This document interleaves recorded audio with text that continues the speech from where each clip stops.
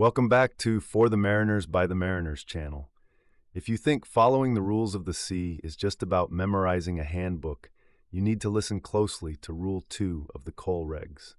This is often called the Responsibility Rule, and it is perhaps the most important rule in the entire book because it ensures that no sailor can hide behind a technicality. Rule 2 is divided into two distinct parts that every mariner must understand to stay safe and legal. Paragraph A explains that nothing in these rules shall exonerate any vessel or the owner, master, or crew thereof from the consequences of any neglect to comply with these rules, or of the neglect of any precaution which may be required by the ordinary practice of seamen. In plain English, this means that just because a specific situation isn't perfectly described in a rule, you are still responsible for acting like a professional. You cannot simply say, "I followed the rules exactly, so the crash isn't my fault," if you ignored common sense or good seamanship. You are always on the hook for being alert and taking every possible precaution to keep your ship and crew safe.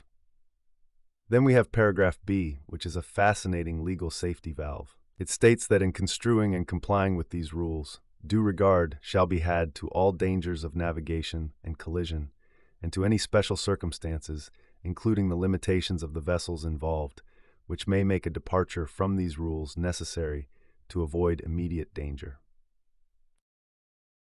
This is the rule that allows you to break the other rules if it is the only way to save lives or prevent a collision.